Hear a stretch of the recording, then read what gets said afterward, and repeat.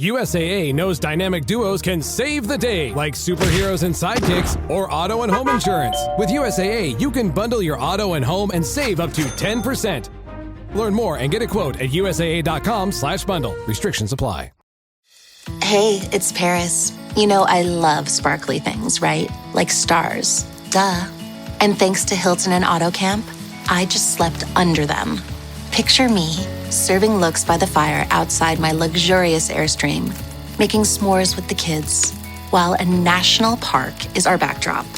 The great outdoors meets Hilton hospitality. That's hot. Explore all the new ways to stay at Hilton.com. Hilton for the stay.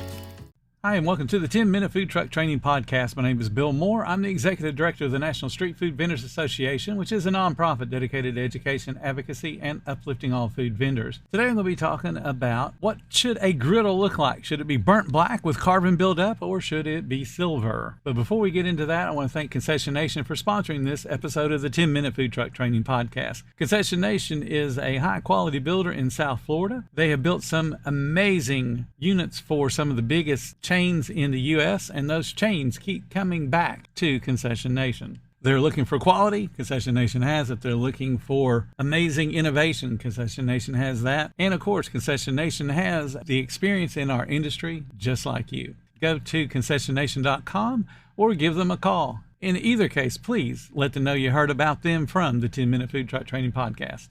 All right, so let's talk about a griddle and what it should look like. So we're talking about a stainless steel griddle. Should it have carbon buildup? And the answer is no, it should not. Now let's be real. We know what it feels like to work on a food truck. So have you ever looked at that griddle after a really long, hard day and go, it's just a little black stuff, no big deal? I understand. When we first started selling burgers at Rack's Restaurants, and remember, Rack's was a roast beef place. We did not have hamburgers. But somebody in R&D decided that us selling hamburgers made perfect sense. So we installed grills and flat tops in all of our units. And the first time that we had to go clean them, I was not happy because everything else we had to clean in that restaurant didn't require a whole lot of scrubbing and elbow grease. But a flat top, it does, until you learn how to do it right. So I hated cleaning that griddle, but we had the standard of what it looks like in the morning when you unbox the thing, that silver, shiny silver look. It needs to look that way a month from now and a year from now. It should not have black carbon buildup. So why does it matter? If you've ever had a health inspection, inspectors will often check that griddle first,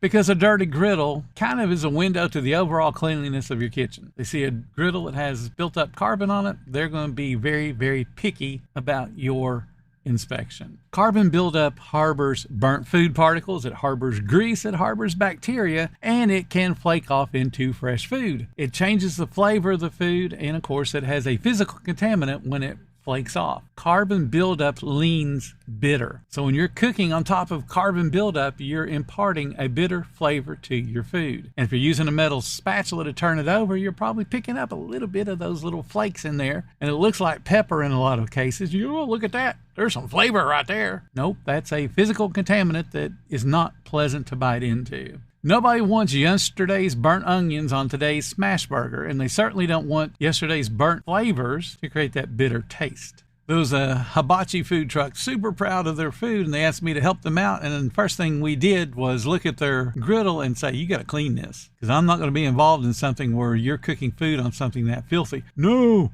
that's seasoning. That's flavor. No, it's not. It's bitter. It's a physical contaminant, and it's disgusting. It shows me you're not really into cleaning. It's not cast iron. So let's talk about that taste just for a second. When you allow carbon buildup, you're risking having off flavors. You're cooking unevenly. Carbon creates hot spots. It also creates cold spots because carbon is an insulator, which leads to inconsistent browning. It leads to burnt edges and then undercooked centers. And it also leads to bad flavor. Carbon is bitter.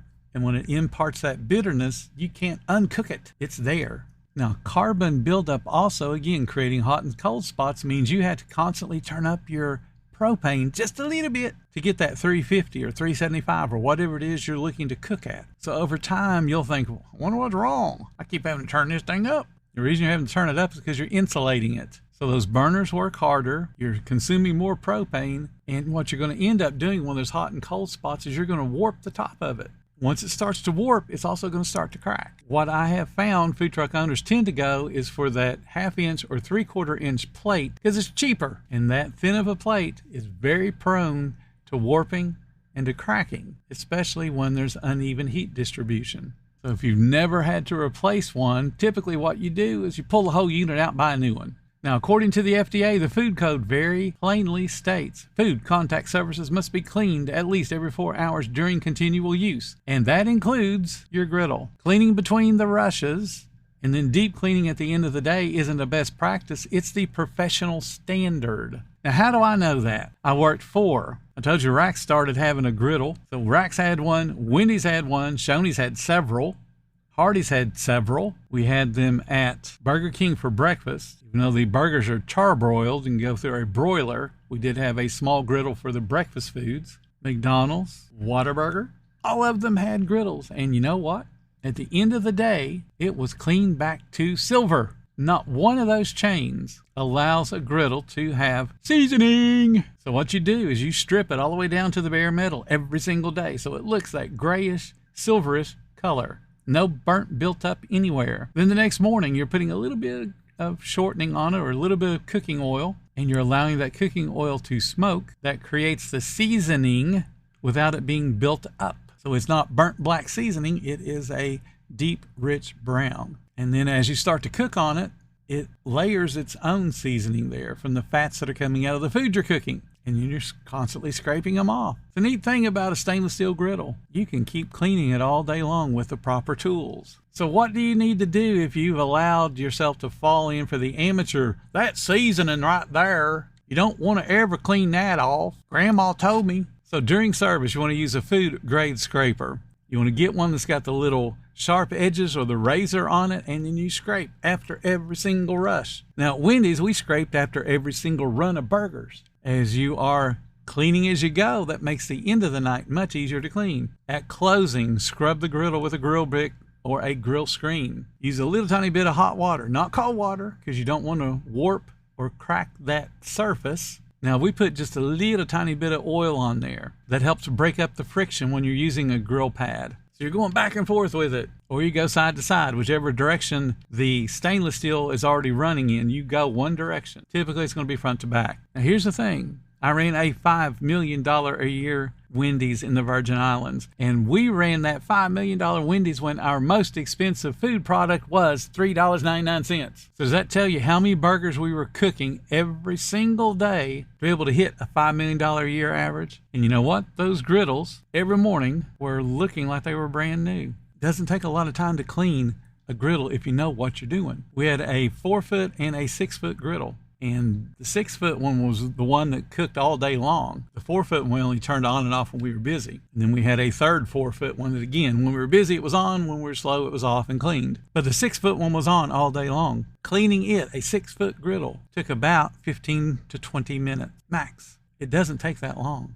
Now, you want to avoid harsh cleaners, but they do make cleaners that are designed to essentially melt away the proteins. 3M makes one. You pour one packet on a griddle that's in the 280s, I believe, that range of temperature, and you spread it all around nice and evenly, and then they give you a window squeegee, essentially. So it's a rubber squeegee, and you're pulling that off, and guess what happens when you pull it off? It's back to silver. There may be a couple of spots you have to hit with a grill brick or a grill screen, but it is back to looking brand spanking new. And that takes 5 to 8 minutes max. Then you can put just a real light layer of cooking oil on it, just a couple of squirts, and then a paper towel to spread it evenly, and that's it. Hit the road, head home. When you have a clean griddle, it means your food's going to taste better, you're going to have longer lasting equipment, and it's just going to be an all-around safer kitchen as far as food safety goes. Don't wait for an inspector to come in and say, hey, you need to clean the griddle, because then that's your reputation, and they'll be looking every time they come in to see what you've done and what you haven't done. Thank you for listening to the 10-Minute Food Truck Training Podcast. If you like what we do, consider subscribing, and if you love what we do, show some support. There's a link in the description to make that happen. I want to remind you guys I'm going to be in New Jersey this year, December 2nd and 3rd, as a part of the Food Truck Owners Expo, where I'll be giving 2 classes. If you guys would like to come and hang out with us in New Jersey, that's Edison, New Jersey, just go to FTOexpo.com, place your order for the tickets today. When you do, put in the code FTTG15 for a 15% discount. Until next time, you guys have a profitable day. This episode is brought to you by Bluehost. You might not be a tech genius, but you want the website for your business to crush it. Thankfully, Bluehost makes it easy. Customized, optimized, and monetized. Everything exactly how you want with AI. Your site can be up within minutes, and the search engine tools even help you get more site visitors. Whatever your passion project is, set it up with Bluehost. With their 30-day money-back guarantee, what have you got to lose? Head to Bluehost.com to start now. Okay.